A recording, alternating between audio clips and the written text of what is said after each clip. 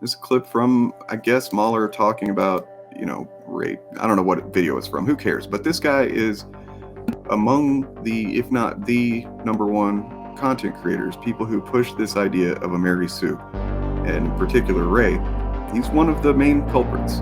So this is his genius, explanation as to why.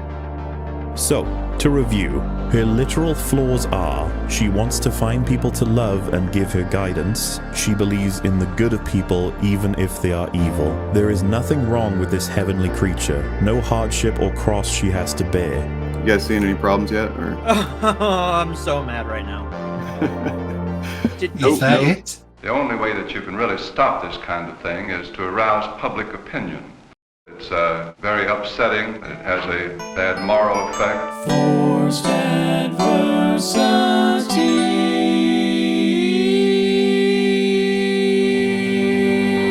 When I was a kid, it was too much supper. Now it's comic books. I'll burn them tomorrow. Bad, B-A-D-D, bothered about Dungeons and Dragons. Ask yourself, what's more terrifying? Fear or the frightened? I think there ought to be a law against them. Tonight I'm going to show you why. Even just that last point, to Luke Skywalker, he sees the good in people even who are evil. I mean... She believes in the good of people even if they are evil. Search your feelings, Father. You can't do this. I feel the conflict within you. Let go of your hate. That's Darth Vader, isn't it? That's the plot of Star Wars, right? He literally says in the text, I see the good in you. I know there is good in you. The Emperor hasn't driven it from you fully. Right. It's not the subtext, it's the fucking text. She's introduced as a scavenger who was abandoned on the planet Jakku when she was a child. So having no hardships whatsoever. I don't know where you can come with that kind of, it's a lawless planet, a lawless junk planet. Right. Its sole crop is fucking destroyed spaceships. So yeah, we'll continue on. Maybe it gets better from here. Hold on, let's be receptive, guys. I'm gonna need some whiskey after this. She's not greedy, prideful, self-centered, emotionally stunted, emotionally unstable, selfish, reckless. So, and this is, I benefit of the doubt. I don't know that he edited this. If he did, he's stupid on several levels. He's fractally wrong. The characters that are shown when he says those things are not accurate, or are just a very reductive, limited view of those characters. Yeah, I mean, to describe Sarah Connor as reckless because she gets caught in between the first and the second film. Yeah, I mean, the whole point is that she's incredibly calculating, not reckless. Well, so just to, I don't want to make this about EFAP or anything, but I've been seeing a lot of their fans and stuff lately saying things, and I saw a conversation with one guy where they were talking about some show or something where a guy who's a career criminal, he robs houses or whatever, he gets caught in a house or something when the homeowners come home, and he has to get out of there, and he leaves something behind. And one of these fans, these people were saying that's unrealistic because if he's a career criminal, he should have had this planned out to such a degree that he couldn't make a mistake. And I'm just like, these people don't understand reality or humans or anything, do they? You know what I mean? It's really just this ultra high standard, impossible fucking standard of perfect human beings or something. Yeah. Except they don't want that. So they see it as mathematics. That's why the most simple ones are always saying comic adaptation, movie. What copy exactly. Don't change race. Don't change this. Don't change that. It's this weird mathematical way of looking at things. I don't know how else to describe it. That's just a really good way of putting it. Yeah, that it's formulaic, right? They just want to see the equation play out, right? They don't want anything new. Yeah. Yeah, it's almost like if you were trying to view art the wrong way, that's what you would come to. Mm-hmm. And the other thing is, everything he said about Ray there, again, can apply to Luke Skywalker. Yep. Yeah. I mean, if some of them I just think are not even accurate at all or completely reductive, but Yeah, we'll continue on. He maybe takes a turn and becomes more convincing. Who knows? Overconfident, naive, blinded by love, womanizing, stupid, psychopathic, self-righteous, narcissistic, inexperienced, overly ambitious. Again, I have to stress, I don't know for sure that he edited this, because goddamn if he did. If he edited this, he's a fool.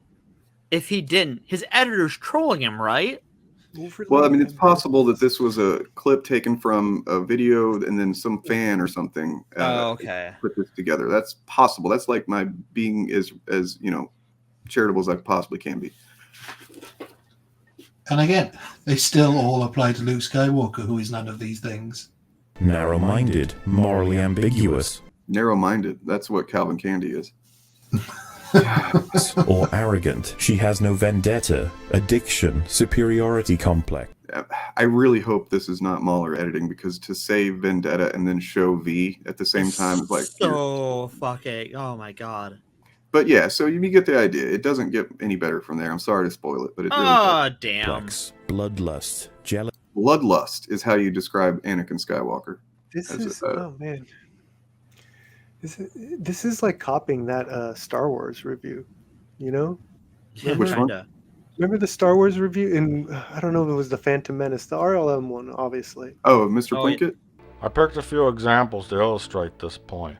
Marty McFly, John McClane, Billy Peltzer. Overly ambitious, narrow-minded, morally ambiguous. Sarah Connor, Neo, Charlie Bucket, Peter Parker. Self-righteous, narcissistic, inexperienced. Cliff Secord, Johnny Rico, Rocky Balboa. Arrogant. And Kevin Bacon. Yeah, Mr. Plinkett. Yeah, remember when he was like, he wasn't Marty McFly. And then he would just mention, and then it would just mention directors. Like, oh it's my all God, like, that's true. You're Yeah. just copying your shit, man. I never even considered it, but yeah, that's well, I mean, that's what this stuff is like it's kind of this aped version, but missing the point. Generally, what this genre of YouTube content is. It's like the Red Letter Media, we're the ground zero for it. And really, I haven't watched it in a while, but I don't think I'd really have any problems with this Force Away. I mean, Phantom Menace review. It's supposed to be comedy to a degree. And he makes fun of himself, and somebody was pointing out recently, I think Charles, he actually criticizes the filmmaking, and he explains, certain. I'd have to watch it again, but there's more issues. Yeah, there's more substance to that than just talking shit on the movie, and saying I don't like this. I think Perp hit it earlier. It's formulaic. Right? They're just copying a formula. They just want to see the formula play out, even in their own content. They want to repeat the thing that they latched onto the first time. Yep. And they want to recreate that. And that's really what all people want to do when you create art or whatever, right? Like, I mean, you, as they say, nothing original and to do anymore or whatever. And it's like, because everybody takes what connected with them, their inspirations, and they kind of, recreate it into something new, hopefully, transcends the original. This definitely doesn't transcend Mr. Plinkett of all things. Not even a little. So then there's, it doesn't get any better. It just goes on and on. And he continues saying really silly things. But what I found in looking into this stuff was not just a whole lot of content about it, by the way. Like, there is a lot of content about Rey being a Mary Sue. There's a ton. It's disturbing how many people just need to tell you how much Rey is a Mary Sue, and repeat it and break it down into, so it's understandable that there are a lot of younger people, sadly, that probably think this way because they came up on YouTube. Yeah, and this is the content, And I hope they're here listening and realizing, hey, you've been done dirty. But now you can grow and do better. But I have one more clip that I think might kind of give us a little insight into how they are viewing the idea that she's not flawed, or what they think a flaw is. Right. And this is, something that it personally is something that I kind of get frustrated by, because it's something I had to, you know, in my personal life and my personal journey, had to confront and understand in a new way in order to grow as a human being. So this is some interview that Daisy Ridley did. And this video was uploaded, just this section of this interview, as like proof that she doesn't think characters should have flaws at all. And I saw that and I was like, wow, that's a bold statement. You know, Bold claim, Cotton. Wow, she just thinks no character should have any flaws.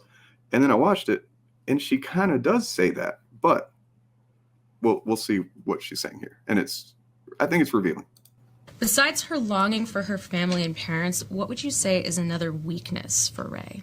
I do not think that is a weakness. Great question, but I don't think it's a weakness. So yeah. Do you think she has any just kind of inherent weaknesses, or... I mean, I don't really believe in weaknesses in people. Okay. I like that outlook. It's very positive. Because I think you can't sort of decide like what's good and what's bad in a person, because everything makes the whole, and the whole is greater than the sum of the parts, as we know. Yeah, and I think those things, I for sure think people can work on themselves, like with things like anger and jealousy. Right. Maybe things like that. But that's workable. That's not something that's fixed, that can't be changed. You can like work on that. Okay. And I don't think she's those things. Okay, fair enough. Beautiful. Yeah, wholesome content. And I understand what she means. Now, there's a time in my life, probably a decade or so ago or less, that I would have maybe seen it closer to how the person that uploaded it, you know, like, no, there's some people are just have weaknesses and weak character and weak this and that. And it's like, but when you really think about the language she's using and how, you know, she's being pretty specific in what she's saying, it's the look, you know, if I would have limited myself to what I thought my weaknesses were a decade ago, you'd never have heard of me. You know what I mean? Like we wouldn't be here. And so it really has a lot to do with how you're defining weaknesses and what you are settling with. So like, yeah, she really made a good point. And yeah, and that's her whole philosophy in life. And people have taken this and put it on a character. No, see, she even admits that her character's flaw. Like no, dude, No. You completely like. She gave that interviewer like gold. Like she gave her her whole life philosophy, not just like a character thing. That was beautiful. I love that. Well, and then it becomes like, how are we defining flaw and weakness, right? Because she asked her about weakness, but the uploader called it flaws. Yeah. And that there's really different things. A flaw is like and that's what she was expressing, is like it's just a defect that can't be fixed or whatever. And it's like, that's, you know, just not I don't know. You can always work around it, but you got to put in the time and the work. And when you're talking about a character in a story, especially a character you're portraying, it helps you portraying them, and it helps the story for that to be in motion, right? Well, if I can bring it back to a Star Wars analogy, the Death Star had a fundamental flaw in its construction, whereas the Millennium Falcon had a lot of weaknesses that could be fixed. True. Wow. Fuck yeah. Nicely done. That's actually really, really good. You used the Force for that one. Yeah. Don't fuck with the Jedi Master over here.